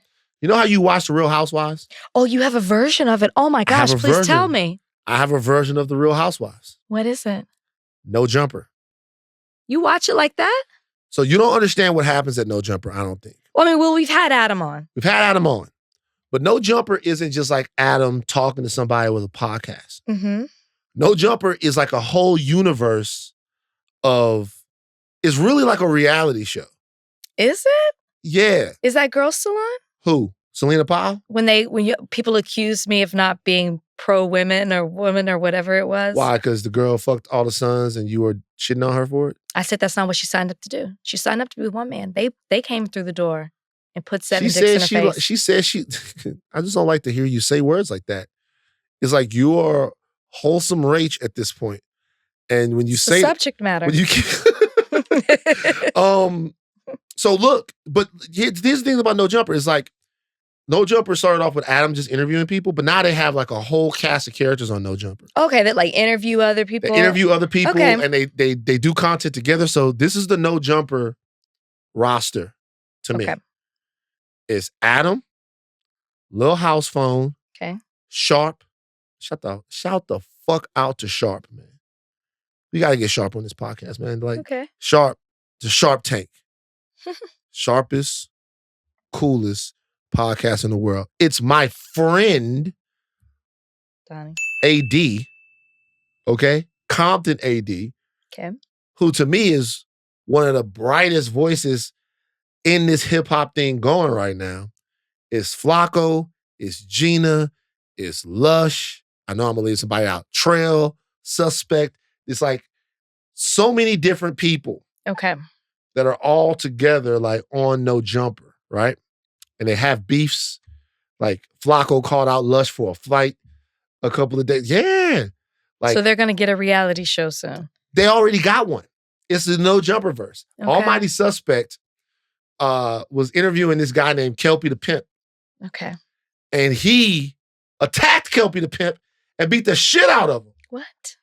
while he was interviewing him. Kelpie the Pimp, or Kelpie the Player, Kelpie the P? It's Kelpie the Pimp. Yeah. Kelpie the Pimp?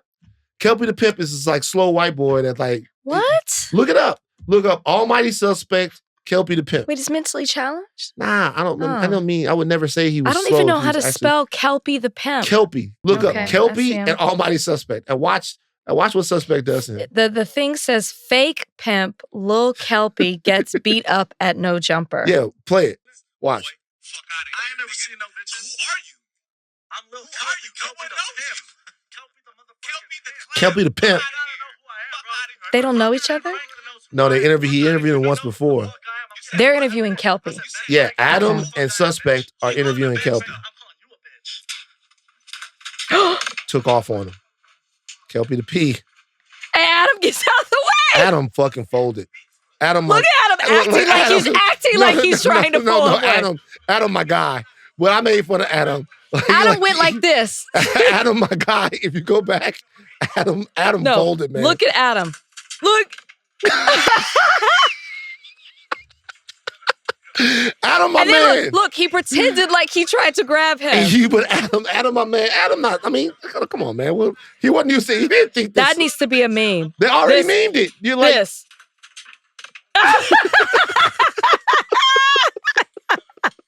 they already memed it. Okay, so look. I'm hooked. I'm hooked. So look, man, there was so much stuff that's been going on, man. You know, Flacco left the Monday show. Gina and Suspect were mad, man. Shout out Gina. They just had a whole situation where Gina and Sharp interviewed Krishan Rock. She tore her whole studio up. But something happened on No Jumper that I have to talk about. Okay. Because I have to get your take on this, because I wonder what our audience would think about this. And you guys, Okay. we've already nourished you enough. This is the entertainment section. This is the bullshit section. Yes, it So we have to talk about this. Lil House Phone. is Adam 22's partner. He's been doing No Jumper with Adam 22 for a long time. He's a rapper, got a hard record called Tokyo Goons that I like. But I want to know what you think about this, Rachel. Okay. I'm making you the arbiter of this. Okay? You're the arbitration judge here. This is what happened. Adam has a podcast called Sledge Lords that he does. Sledge? I guess. Okay. That he does with this guy named Danny Mullen, this comedian who all these racist jokes or whatever. Oh, nice. Nice, Adam. Yeah, what's Adam? It's Adam. And on this podcast, they had a trans porn star named Gracie James. Okay. Now, Gracie James had met Adam at the AVNs because Adam is also a porn star. I don't know if you knew that. I did. We talked about that before. Yeah. Mm-hmm. So Adam went to the AVNs. There was this moment that he had with this lady at the thing. And he decided, hey, I want to bring her on Sledge Lords, and they talk about it. But when he had put whatever he put up on Instagram about the moment, she went under the captions in Instagram and said, hey, you know me, as House Phone about me. Oh. Adam's friend. House Phone has a girl. One of the people under No Jumper. The Jumperverse. Okay. Part of the Jumperverse. The Jumperverse. Okay. Okay. Shout out to Duno too. I don't know. I didn't say Duno's name. Duno is one of the. Shout out to Duno. Okay. All right. Duno is a big part of the Jumperverse as well. Shout out to Duno, man. So they then go on the podcast and they're doing the podcast, and apparently throughout the podcast, this Gracie Jane lady continues to say House Phone's name. Okay. What happened was they tried to take it out a bunch of times, but apparently at the end, Danny, the guy from Sledge Lords, says House Phone's name. Mm-hmm. So now people know that the person that she's been alluding to that she slept with all the time is House Phone. Okay. Now this is a part of it that's tough. House Phone, Adam calls House Phone, tells House Phone that this happened. House Phone apparently asked Adam not to put the podcast out. Okay. Adam says, we'll edit it, we'll put the podcast out. Anyway, didn't happen. Podcast went out. Podcast some of the stuff got edited, but some of the stuff didn't. Mm-hmm. And House Phone was, look, honestly is this. There's still a stigma to some people. No, it is. Yeah. About having a relationship with the trans woman. Yes. I'm not saying that stigma is right. I'm saying that there's still a stigma to some people about having a relationship with the trans woman. Essentially, how a lot of people feel is that Adam outed House Phone for clicks and views. Mm-hmm. I just got to tell you something from what I know. This has put a rift in the Jumperverse like I've never seen before. There are members of the Jumperverse that are straight mad.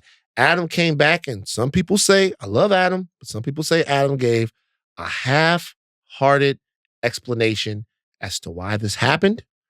He came back and addressed it, said it was basically all one big mistake, but he didn't really. And then House Phone basically came out and said, hey, yeah, I had a relationship with Gracie back in the day, and this is what it was, and blah, blah, blah, blah. But some people are upset. He went on there and he talked to academics, hashed it out. My question to you. He hashed it out with Adam or just... He didn't hash it out with Adam. Okay. He hashed it out with academics. They talked. Okay. Rachel, the judge of the bullshit. Okay. Who do you think is wrong in this situation? Adam. I don't even have to think twice about it. You got to be kidding me. I want to be very clear here. Adam created No Jumper. Adam is the boss of No Jumper. He owns No Jumper. Adam owns No Jumper. So he has an interest in the success of No Jumper. Yes. He has complete control on what goes out from the Jumperverse, is my understanding. However, they have so many shows that his explanation is he cannot possibly watch Every single show that goes. Okay. On. But he was in this interview. Yes. So he was a part of this. So he didn't have to watch it because he was in it. He was there. Right. House phone is his friend. Really close friend. So he started off great because he went to him and said, hey, this happened. So this happened in this interview and I want you to be aware of it. That is what a friend is supposed to do. Mm-hmm. The next step for that friend is to not air the interview. Mm. If I knew something, if I had information about you and I didn't know how you would take it, and your response is, once I share that information with you, please don't air it, I'm not airing it. I'm not airing it at all. Like the whole interview. I'm not airing it. They have so much content. They have so many it's one interview. If you're my guy and you ask me not to do it, and I genuinely understand where you're coming from, right? Like, not like, oh, it was a waste of my time. Not like that. More of like this situation where you're pleading with me, asking me, I'm not airing it, hands down. And that should have been Adam's move right then and there. You put your personal interest, financial interest, the business over your friend. And even if you were going to air it, you should not have to, because this is your friendship, you shouldn't have depended on somebody else to monitor that. You should have personally said, you could have taken the hour out of your day to listen to the entire thing to make sure your friend was protected if it was that important for you to air that interview. Adam claims that had the decision been made to not air the interview, that Gracie would have been so upset that she would have aired House Phone out anyway. That's fine. And she already did. Didn't you tell me she wrote under an Instagram post? That's what I didn't see the Instagram post, but Adam says that she wrote under an Instagram post, and let her do that. You don't be the reason, because you couldn't have known that before. I'm assuming that he didn't know any of that information prior to Gracie revealing it. So you put that on let Gracie make that decision. And then that's between Gracie and House Phone. But you now have put yourself in the middle of it. He's wrong. I'll be damned if I ask you not to air something and then you air it. You think that, Rachel, do you think I want you to be mad at me? No, otherwise I'm going to be like suspect. Oh, Can you imagine if we had a situation like that? Suspect got beat. Kelpie just didn't rise to the occasion there.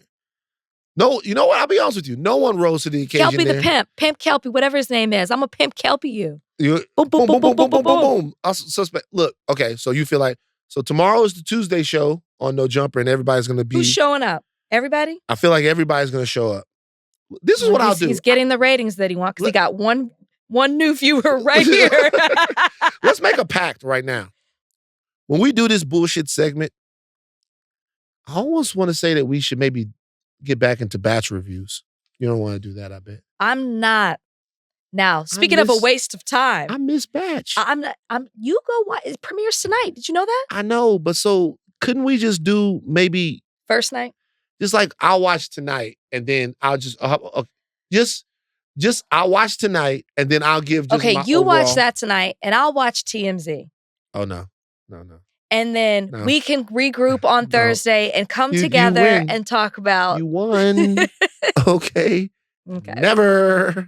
All right. Also, but what we'll do is you can give me a housewife situation. Okay. Just bullshit wise. Okay. And then I'll give my, thing on it. And then we'll see if the Jumperverse survives. The Jumperverse might not survive this, man. A lot of people they just might split. And they should be mad. This is some shady stuff. If I'm part of the Jumperverse, how would I ever trust Adam with any information? If it comes to him, I would think he would air it out on a podcast. If I ask him not to, he's going to let it slip through the cracks anyway. Blame it on the editor. Fire the editor. Can't fire the editor, man. Why not? He made the why mistake. Why would you fire you? Why everybody got to get fired? No, but I'm just, okay, stop. You know what I mean? Like, if it's that big, if you really asked him not to do that. The editor was on the show too. The editor had an explanation as to why it didn't make it. This is I want to ask Donnie about Adam's this real quick. Wrong. Actually, you know what? I want to say one last thing. I want to say it to the people of No Jumper so they hear this. It's important that the people in the Jumperverse know this. No Jumper does great interviews, right?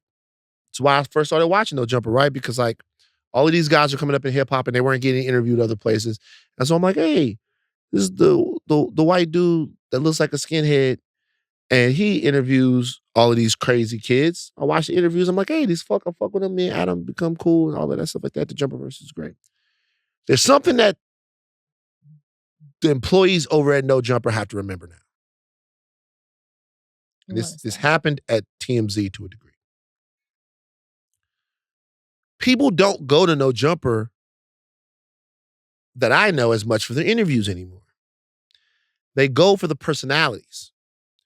The No Jumperverse is now not about, they just did an amazing Fat Trail interview, but the No Jumperverse now is not about like who is coming in there to sit down.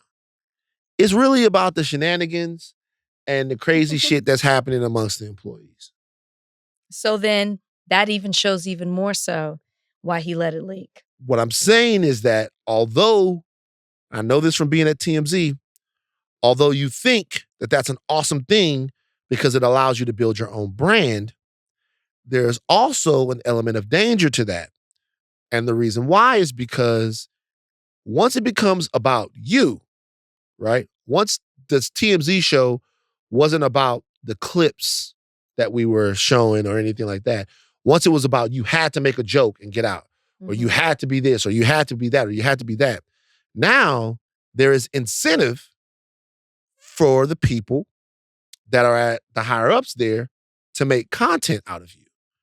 Now there is incentive for them to put you in positions or situations that might be stressing to you or that might be fucked up to you because your reactions are what people are coming to see. So you're saying Adam did do I'm not saying that he did. I'm not saying that Adam did that. I'm not saying that Adam did that. I wouldn't say that Adam did that. But what I'm saying is, this is the thing. This is the thing. They got people at No Jumper trying to catch phase with each other. They got all kinds of stuff. This is the thing. And there's something to that. For me, when it became that at TMZ, it changed me. It changed me because I'm like super on edge. I'm like, whatever, like who's trying to fuck with me or they trying to edit me bad or like whatever. And then eventually got fucked up. So remember, when somebody's making you content, just be careful, be guarded about what you talk about, and be guarded about how you articulate yourself. So do you feel guilty for watching? For watching what? No Jumper? Yeah. Oh, I'll be watching that shit tomorrow. No. Man, y'all understand, bro. Y'all don't understand. I spend all day reading Vox, reading, I want to shout out Ground News. There's this new app that I have. It's called Ground News. And it tells you the bias of the story that you're reading. It's very... Not Vox doesn't. No, I'm talking about, it's called Ground News. It's an app, right? And it aggregates all these news stories and it lets you know if this story is being covered right, left, or center. And it's just a great app. And I'm not getting paid for this. It's just something that's amazing. I love it. So I'm watching all of these stories. And when I'm like just going to sleep, or like when I'm about to watch, I just like to like flush my brain. Yeah. So either I'll play Madden or I catch up on the Jumperverse. Okay. Yeah. Well, that's what Housewives is for me. Same thing. And I should have never made Housewives joke because this is we can get into it. It's going down right now. And Ron Dixon's involved. Oh, that's a fucking crazy story. No, not that story. Oh, they didn't do that story on Housewives? No. They didn't touch that on Housewives. This is about is he fake getting fake married or not? Even though the weddings they are getting married, but that's another story. No, not the Juan Dixon coaching with the coach. They should have had that on. Shit is crazy. That's not. All right, we went too long. Maybe next today. season. All right, thank you for Stephen A. Smith for joining us today on the show. No, very serious question. We've asked enough and talked about enough. Take your caps off, but do not stop learning. I am Van Lathan Jr. I'm Rachel Lynn Lindsay. Before we leave, I would like to say that my heart goes out to not only the people in Monterey Park, California, the 10 people that lost their lives in another horrific mass shooting, but also the people in Iowa, Des Moines, Iowa, that lost their lives as well.